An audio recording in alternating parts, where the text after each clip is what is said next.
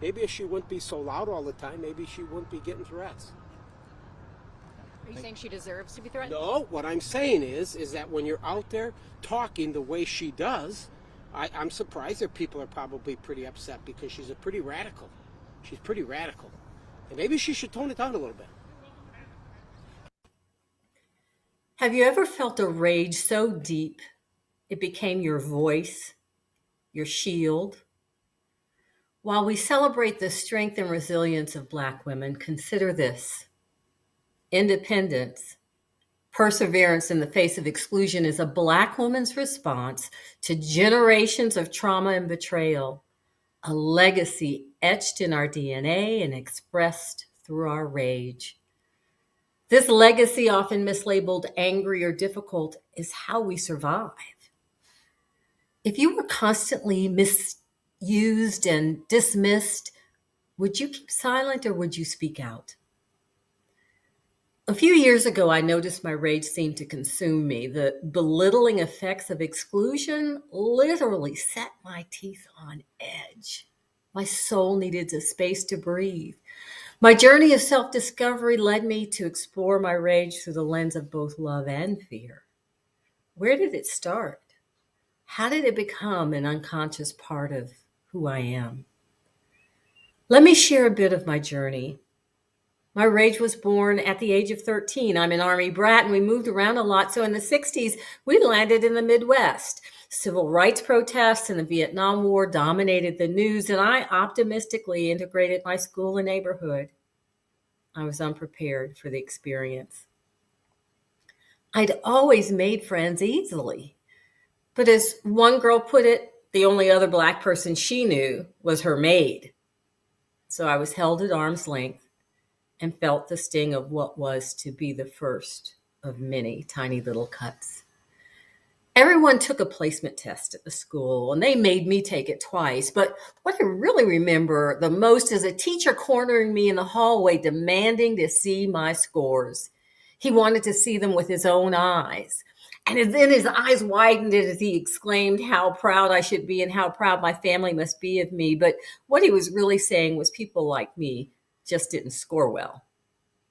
Another cut. I did have one friend, a solidly lower middle class white girl, and I remember the day our friendship ended. I'd invited her for a sleepover, probably for the third time, when she told me she could never come over to my house, let alone sleep over. I asked why, and she said simply, "Patty, you're Black and I'm white." I was so naive. My independence and isolation deepened as I tended to my wounds. This was the start of a lifetime battle against the cuts and gashes of exclusion.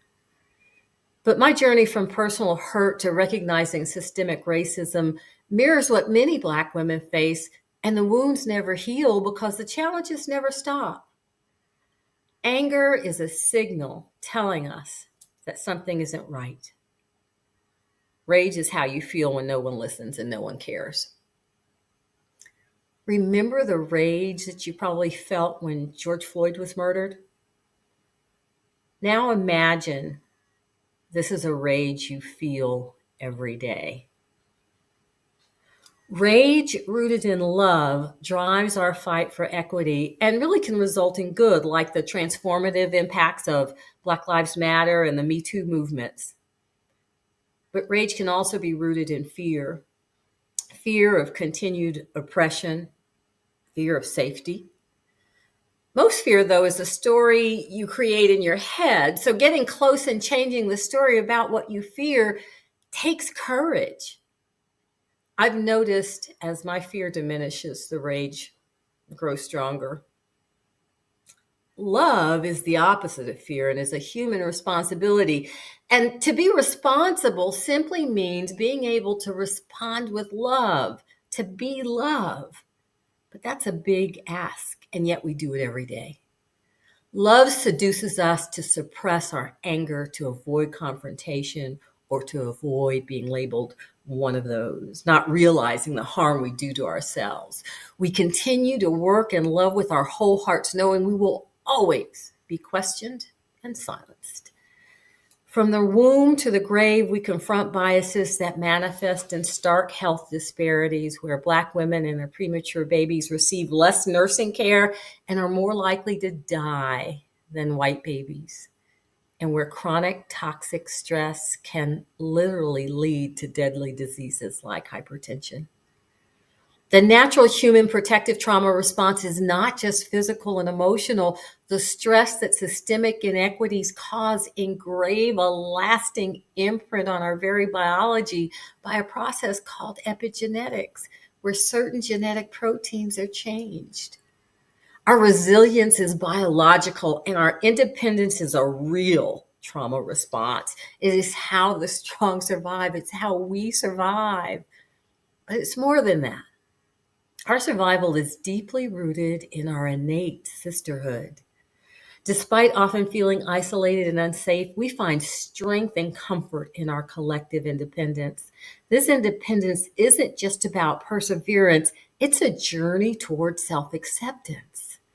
Michelle Obama and Simone Biles exemplify this by demonstrating that true independence means embracing authenticity and self-expression on our own terms. When we fall, it is our faith and our collective sisterhood that empowers us to stand.